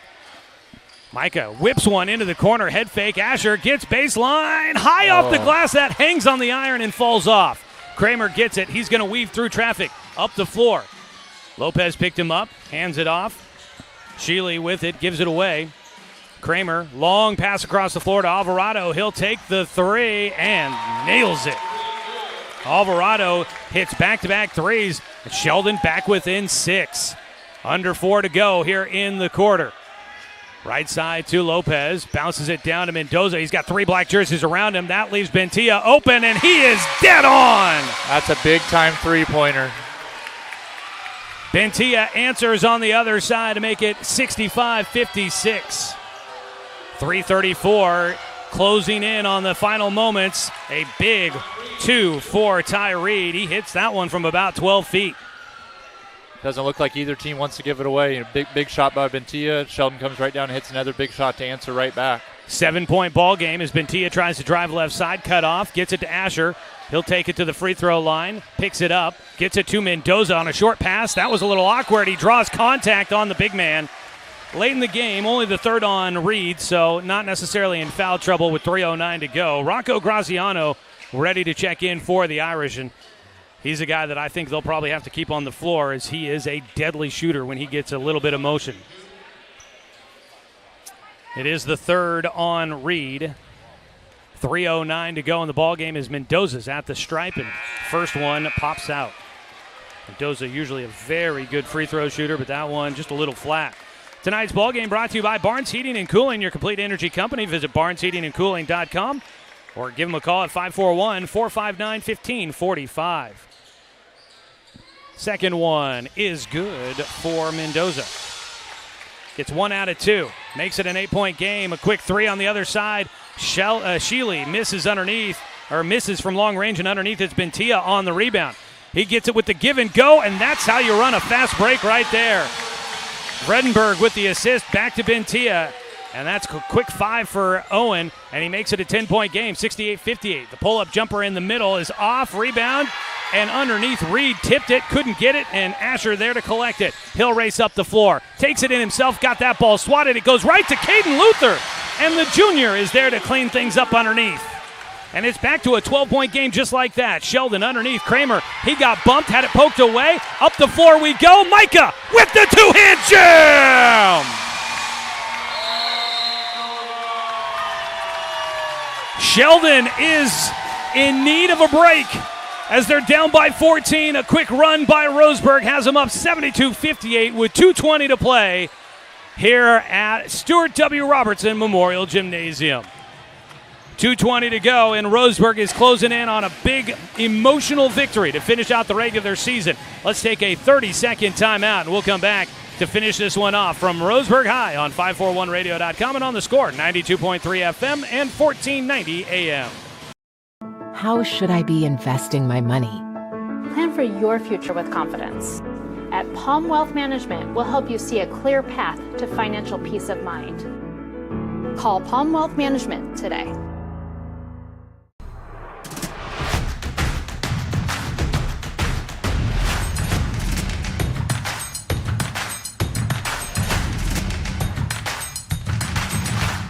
Mountain Mike's Pizza, the way it ought to be. Well, we're going to have no shortage of some highlight reel material from this one tonight. Micah has thrilled us with a couple of big jams, and the shooters have been getting them to drop as well. This is the way to finish out the regular season, and Roseburg's hoping this momentum will help carry them into the postseason. We don't know anything official, but with a win tonight, Roseburg should clinch an at-large berth. They'll just wait to see where they're placed in the 32-team bracket coming up later tonight. Sheldon will wait to see if they can get in as a bubble team. Out of the timeout by Sheldon. Kramer had it poked away by Lopez. Tipped back in, and it's going to be a jump ball called. Great hands by Lopez on the defense. Then to save it back in, gave Asher a chance to tie up Kramer on the ground for the jump ball, and the possession arrow gives the ball to Roseburg. And Bosley, 5 minutes ago, you mentioned it's a great thing to have the possession arrow, yeah. and those are the little plays we talked about earlier that make a big difference. You know, a jump ball down here 5 minutes ago might not have meant anything, but now it's an extra possession to try to close this thing out.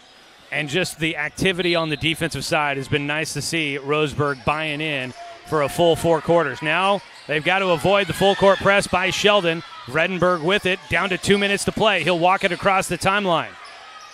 Asher takes it between the circles, angles left side, sends Lopez to the baseline. Mendoza trying to post up underneath. He does, and against Alvarado, he's able to get to the rim and finish. 74-58, Roseburg in front, minute 42. A 3 by Alvarado, looks on target. It is, and a quick timeout taken. Third 3 of the period for Gabe Alvarado. He's keeping Sheldon in this one. They're down by 13 with a minute 36 left to go in the ball game. Hey, tonight's contest and Roseburg basketball this season has been brought to you by Chuck Swarman Family Auto Repair. Are you ready to go where life takes you? And we want to say thanks to Dr. Lanson Randall, Family and Cosmetic Dentistry. Visit drrandall.com or call him at 541-378-6694. While we've got a break in the action, let's go ahead and pause real quick for a station identification. This is Roseburg basketball on The Score.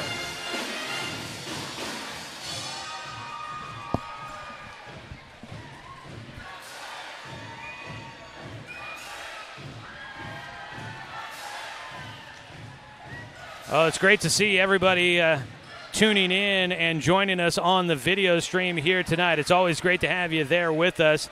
We do, if Roseburg makes the playoffs, which it seems to be a good opportunity that they will, we do hope to be able to do the video stream. There are some postseason rules and restrictions that come into play. The plan is to try and do the video stream for the first round of the playoffs. We'll keep you posted on whether or not that is a possibility, just to keep everybody aware. But the video stream is brought to you by the Cow Creek Tribe. We appreciate their long-time sponsorship of the video stream of Roseburg Sports. Roseburg breaks the press, up the floor to Bentia, gets it to Mendoza, and Sheldon is reverting to fouling. They've got to stop the clock, although new rules in high school basketball, much different than when you played. You got to get to the 5-foul limit in a quarter to get to the bonus, and that's only the third on Sheldon, so they've still got 2 fouls to give before they force free throws. And even then, it's a two-shot foul as opposed to a 1-and-1. It makes it a lot harder to come back. Yeah. Up the floor to Bentia. Roseburg playing keep away right now. Down to a minute 19, and committing the foul is Alvarado, who I believe just picked up his third as he's committed the last 2. There's still going to be 1 more to give for Sheldon, and they're going to send in Nathan Sheely. He's got 4 fouls, so he's coming out of the game. I imagine they're probably not wanting him to commit the foul. Goes into Mendoza, up the floor to Bentia. It's keep away here. Asher holds on to it. They don't commit the foul. Finally, they will. That is Alvarado picking up another quick one. He's got 3 straight. He's got 4 in the game. And with that, Roseburg is into the bonus as the Irish have hit the penalty, down by 13 with a minute 11 to go. Asher Vredenberg, only a quiet night of only 8 here tonight, below his average of 15.7, but he's been doing a lot of other things, and Roseburg's been getting a lot of folks into this one, so very much a team effort. And Asher will hit the first of his free throws to add to his total. It's been a really fun season for Asher to watch this year. And here comes McLean. And there it is. The student section gets into it as Jazz McLean will check into the game. The senior, he plays sparingly. He's only played in 16 games this year out of 24. Now make it 17. Actually, that might be thinking of somebody else. I think that was Bosley that had played in 16. Jazz has played in only a handful of them, but he gets to get into the game as a second free throw goes through for Vredenberg. Mikey Bosley back into the game as well as Owen Bentia comes out, and Lopez in there as well. 76-61. You've got 5 seniors on the floor. Asher, Julian, Jazz, Mikey, and Micah. The one senior not out there right now is Vince. Out at the top, Kramer bounces it away. Roseburg just wants to play tough D and not foul to stop the clock. Alvarado with it, draws back out. It's just taking a long time, down by double digits. Alvarado will finish at the rim as he's having a huge fourth quarter, but it's not going to be enough. They're going to call a timeout here, I think, to make sure that a foul, by Sheldon. And Roseburg's probably going to send in Vince, I would imagine, here to give him here he comes to the scorer's table. Is also checking in. Tate Templeman is going to come into the game. Tate Templeman, a junior. First free throw for Lopez doesn't fall. Julian has been deadly from long range, but Vince Ash will come into the game, gets a round of applause as Micah goes to the bench with a round of applause and plenty of hugs from his teammates. I've got Micah down for 25 in the ball game. He has been a prolific scorer this season for the Indians. Second one goes through for Lopez. Landon Fanigal is going to get a chance to come in as Asher Vredenberg is going to get a round of applause as he goes to the bench. Fanigal, the junior, missing time with injury. He has been back here tonight, played in the JV game earlier. Sheldon will inbound, pass is tipped. Ash comes up with it. Get it to Jazz. Let Jazz or Mikey get some points. Jazz has it. He's going to drive. He's got the big man on him. Ooh, got him to miss. Too strong. He gets his own rebound, gets his shot blocked. It's a good move. On the other direction we go. Tate Templeman with the basketball, sends up a three. That was Kramer. Fanigal with the rebound. Down to 20 seconds we go. Everybody's pointing to Jazz. Launch it. Send it up. He's got to pull the trigger. Gets it down to Mikey. He's got to get some points too. His left hand, not enough. Gets his own board. He'll go up. Banks it in. Bosley will get his first points of the game, and that's going to wrap it up for us here as Roseburg finishes this regular season with a 79-63 victory. A fun senior night here tonight, and Roseburg now will try to send it into the postseason with that momentum as they get to celebrate a home victory and close out the season here at Robertson Memorial Gymnasium. Final score, 79-63. An all-around great effort this evening from the Indians, and we'll get a chance to talk about it in the upcoming postgame show. I expect that we'll get a chance to have Coach Humphreys come up and join us here in the postgame show in just a few moments. Stick around for the Mountain Mike's Pizza Player of the Game, and we'll count up the rebounds and have your Colorcraft in the Paint rebound leader for tonight as well. We'll take a 2-minute timeout. Final score, 79-63. Roseburg takes down Sheldon to finish out the season sweep of the Irish and end a 3-game losing streak as they go into the postseason with a 14-10 record, 6-6 in conference play. Back after this 2-minute timeout on Senior Night from Roseburg High on 541radio.com and on the Score, 92.3 FM and 1490 AM. Successful companies have a very important secret. Good advertising works and makes them money. That's why your business should contact Lotus Media Group. Let us help you cash in with multimedia advertising. Multiple touches from Douglas County's only Google certified partner and most effective advertising platform. Web, broadcast, print. Make it happen. LotusMediaGroupLLC.com. To us, pizza the way it ought to be isn't just our slogan. It's our promise and our passion to give you the best dining experience and the best tasting pizza you expect. For over 40 years, we've been making pizza the way it ought to be. Handmade with the freshest and finest ingredients. Our dough is made fresh daily, and we use 100% whole milk mozzarella cheese and toppings edge to edge. There's pizza, and then there's Mountain Mike's Pizza. Pizza the way it ought to be. Looking for more local sports coverage? CBS Sports Radio 1490 The Score has you covered. Check out our homepage at 541radio.com for sports stories, scores, and podcasts. And follow us on social media. 1490 The Score is on Twitter, Facebook, and Instagram. And take the station with you wherever you go with the 541 Radio app. Download the app in your smartphone's app store and get access to a live stream of the station, sports stories, podcasts, and easy messaging with the station and others. For over 100 years, Douglas County Farmers Co-op has been serving the needs of farmers, ranchers, and homeowners throughout Southern Oregon. Here, everyone is welcome. When you shop with us, you can expect good people, good products, and good advice. No membership needed. Just bring yourself, and we'll provide the expertise and products you need to tackle your next project. Douglas County Farmers Co-op, where everyone is welcome to shop.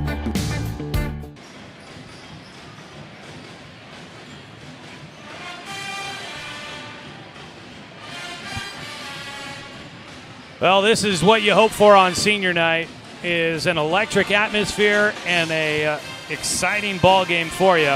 And that is what we get. The floor is flooded with the student section, with family, the team out there getting an opportunity to get photos taken. You remember senior night for your Yeah, final year of I do. basketball? It was a pretty anticlimactic game, actually, which is sometimes good on a senior night. We got it out of the way early. It's a good momentum heading into the playoffs. And, speaking of good momentum, I don't know if Roseburg could have asked for anything better on senior night right there. Top to bottom, everybody got involved. I mean, the defense was, I would say, the best I've seen all season. Just hard work, making those extra plays, and there's a lot to be said for one win is one win, but headed into the first round of the playoffs like that, it could be a big boost. Yeah, definitely, and we'll be paying attention to see where they finish out. They were at 23 in the power rankings that are put together by the equations from the OSAA. Maybe they bump up a little bit. You don't typically see a lot of movement in the rankings based on just one game alone at the end of the season. We've seen that with football a couple of times. So I'd expect that Roseburg will be in the low 20s where they finish things out here, and we'll see that will put them anywhere from the number 8 seed to the number 10 or 11 seed, kind of depending on where it all finishes out. So we'll see there. We will take a look at numbers here. Coach Humphreys is down there. Actually, those are the assistant coaches. I wouldn't be surprised if he's down there getting some photos taken with some of the seniors and getting a chance to talk to fans and other parents and family. So not sure if we'll get him or not. If he comes up this way, we'll throw him on for a couple of questions with us here in the postgame show. But we will kind of recap this one here. Tim Weber is joining us. Actually, here comes Coach Humphreys to join us here in the postgame show. So, Tim, I'll have you hand off the headset here. We'll get that to Coach Humphreys. You take on. Okay. Hey, thanks, Tim Weber, joining us tonight. It was great to have him with us. Really appreciate it. Had a lot of fun talking basketball with him. Thanks, Tim, again. Good to have you on. We'll have to do it again here soon.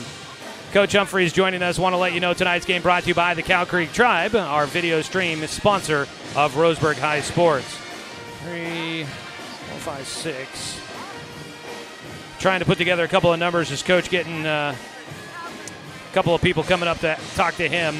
We'll have him on here with us in just a moment. Let's see here. He is on that microphone there. Coach, how's it going? Congratulations on finishing out the season with a win. Thanks. How's it feel to finish out the regular season and send these seniors with their final regular season home game, send them out with a win? Yeah, it was great, mostly because of how big of a crowd we had. I mean, this place was electric. Great turnout. It was loud. They were into the game. It was exciting just because the crowd was so loud. And when we play like we're capable of and the crowd gets into it, it's a fun atmosphere. The band was great. Cheerleaders were great. Community was great.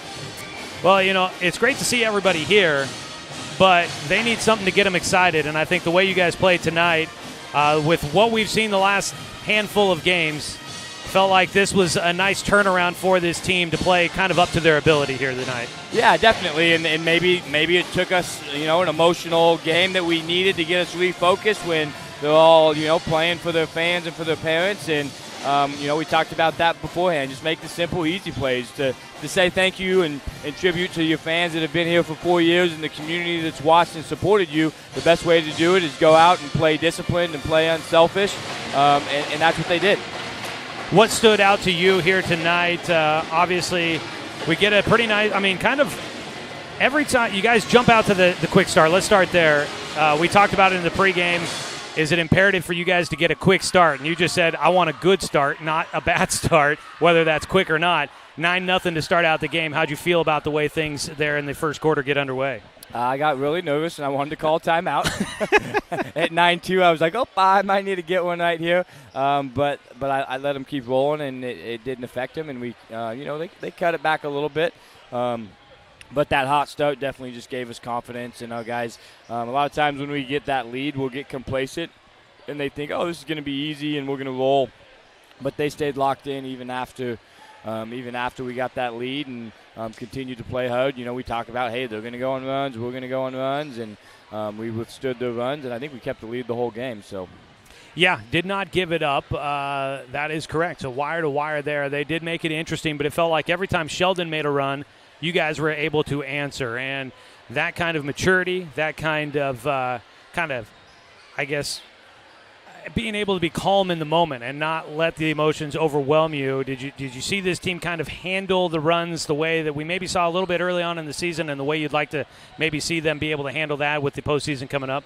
Yeah, definitely. And I mean, it goes back to playing the way we're capable of. Yeah. I mean, we know we've been able to do that all the time. We just haven't done it for a whole game. And whether it was the atmosphere of senior night to stay locked in, now we got to figure out how to have that all the time, no matter what. Yeah. We've said it before. We know how we're capable of playing, and we just got to continue to do it every single time.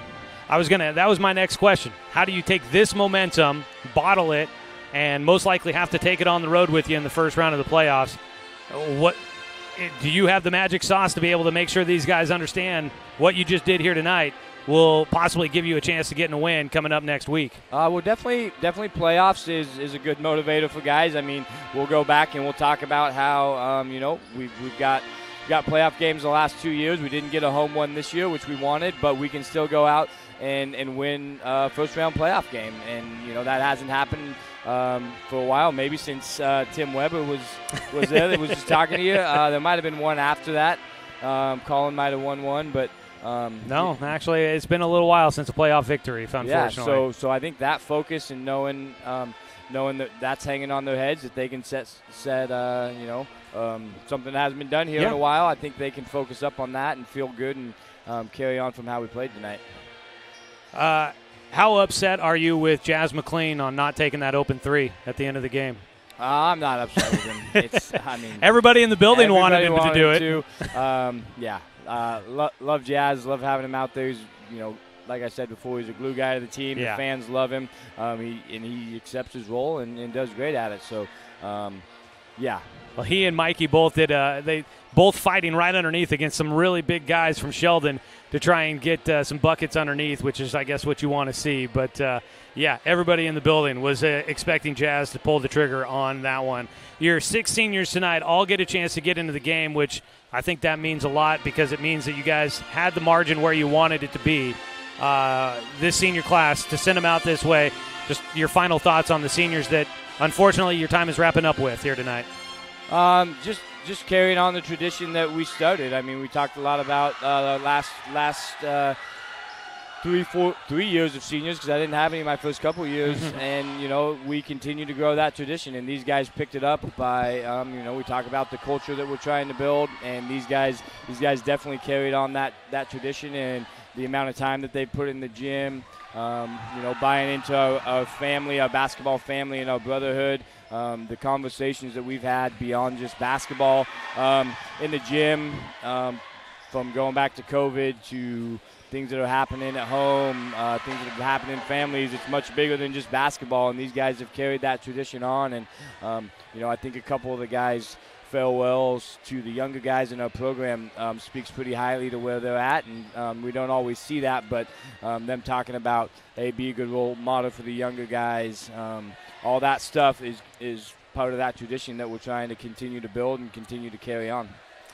Regular season comes to an end for the Roseburg Indians with a 79-63 victory. Coach Jordan Humphreys joining us here. Coach, any final thoughts you want to send out before we let you go back to celebrating with the fans and the team? Just appreciate everybody being here, everybody watching and supporting us. The compliments that we've gotten recently about how hard we're playing, whether we win or lose, that's one of the things we talk about with the guys. What are the first questions that people ask you after a game? And a lot of times all they want to know is, did you win and how many points did you score?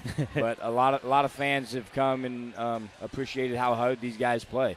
And that's another part of the big battle. If we can get guys to play hard all the time, they're fun to watch whether you win or lose. Mm-hmm. And even though we've lost a few that we shouldn't have, I felt like in those games we still played hard from beginning to end. Obviously, there's some things we wanted to clean up, but I don't think these guys have ever given up on a game, and that's something that they should be proud of and that I'm proud of. Definitely. Agree with everything there. Coach Jordan Humphreys joining us here in the postgame show. Coach, thanks so much for a great regular season. Let's go have some fun in the postseason. Sounds good. Thanks, Joey. All right. Coach Humphreys joining us here. Appreciate it. Thank you very much. Go have some fun and celebrate on senior night It's as fun as for the coach as it is for the players sometimes as well. Wrapping things up here, we've got a couple of post-game awards to give out here real quick. We're going to get you the final numbers of this one because, like Coach said, everybody wants to know who scored what and did what in tonight's ball game. We'll start off with the Sheldon Irish. Leading scorer for them with 17 points was Ty Reed, the big sophomore. 14 points for Gabe Alvarado as he scores all 14 in the second half. Owen Kramer finished with 14 as well. 13 for Rocco Graziano. Then you had 2 points in the game for Colby Perosa, 3 points for Nathan Sheely. The Irish hit 9 threes in the game, go 6 for 6 at the free throw line. Roseburg, they finish with 2 players with 20-plus, 4 players in double figures. Leading the way, Micah Mendoza with 25 tonight. With that, he is now the number 2 all-time leading scorer in Roseburg history. Kind of crazy to say that I've been here for about 10 years doing Roseburg High basketball. I've seen the top 2 scorers come through Roseburg High School. That's kind of a cool little trivia fact for myself. Mendoza trails only Colin Warmoth, who finished with 1,599 points. Micah Mendoza with his 25 here tonight. He will be, I think that puts him over 1,300 for his career in 88 games, which is the second most games played by a Roseburg High School basketball player at the varsity level. So great a career for Micah. It's not done yet. At least one more game left to go. He finishes with 25 here tonight. 22 for the junior Owen Bentia as he gets 15 in the second half, including 10 in the third quarter, where Roseburg really had to hold off the charge by the Irish. 16 points for Julian Lopez. That comes on 5 threes and 1 free throw. 10 points in the game for Asher Vredenberg as he gets to double figures. Had a bit of a quiet night, but scores 4 in the fourth quarter to get to double figures. Then you had 2 points for Vincent Ash, the senior, 2 points for Andy McCurdy, and 2 points for Michael Bosley in there as well. Roseburg hits 13 threes, goes 12 for 15 at the free throw line. It's time now here in the postgame show to name your Mountain Mike's Pizza player of the game. Mountain Mike's Pizza, the way it ought to be. Make sure you stop by to fill up for a pizza to take home, and when you watch the game on the big screen, might as well snack on some Mountain Mike's.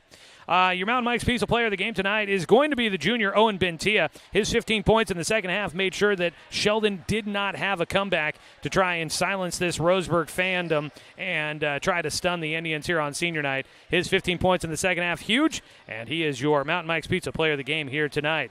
And your rebound leader this evening, brought to you by Colorcraft, is going to be Micah Mendoza. I had him down for 6 rebounds in the game. He's your Colorcraft in the paint rebound leader. They're the only Benjamin Moore dealer in Douglas County, so when you're looking to get in the paint, you can expect perfect matches with Colorcraft and Benjamin Moore. Remember, Colorcraft, a paint store, not a paint department. Rankings will freeze tonight at 10 o'clock. The brackets will be out later tonight. Maybe sometimes it takes a little while to get all the numbers in there for the computers. They'll spit out those 6A brackets at some point. They've gotten a lot better at it, so hopefully they'll have it out before it gets too late here this evening. We'll be watching closely to see how that works out and where Roseburg will be going in the first round of the state playoffs. The Indians into the postseason for the 3rd straight year under Coach Humphreys. And that's an accomplishment. He has definitely gotten this program on the upswing. It'll be exciting to see where things continue to go from here. I do want to have one correction. I said that Roseburg pulled off the season sweep of Sheldon. They actually lost by 3 at Sheldon in Eugene, so they get even with the Irish here tonight. So our next broadcast is going to be Tuesday next week. Don't know exactly the time, but it'll probably be 6:30, something like that for our next broadcast of Roseburg High basketball. So hopefully you'll tune in and join us for that one coming up on Tuesday as we head to the first round of the playoffs. We are hoping to broadcast that game with the video stream, but no guarantees at the moment. Stay tuned to 541radio.com and stay tuned to the score here. We'll let you know how you can follow the game from the road in the first round of the state playoffs. We'll have all those details for you coming up. So we'll wrap it up there, folks. Want to say thanks to everybody that has made this an exciting season here on the score. First and foremost, thanks to the Sheldon Irish and their fans that came down here tonight. It was a close game, a hot game with a lot of electricity. And it was a really competitive game that we had a lot of great sportsmanship. Didn't notice anything from the visiting fans, didn't notice anything from the home fans. It felt like everybody was into it, but nobody was going over the top. So thanks to the Sheldon Irish for a great one here tonight.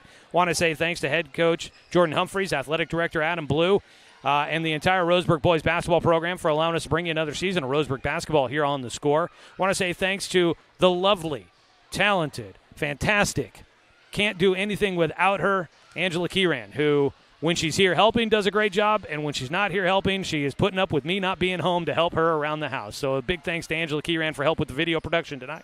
And thanks to Connor McLean back in the studio for the radio production. He's been there all season running that side of things and working hard in the studio. So appreciate that as well. And, of course, as always, want to say thanks to you, the fan, for tuning in for tonight's broadcast because, of course, without you, I'm just a guy sitting here talking to myself. Might be talking to myself still. But thanks so much for tuning in and joining us. We hope you tune in on Tuesday next week when the Roseburg Indians begin the state playoffs. Time, location, all of that, opponent to be determined, and we'll have the information for you.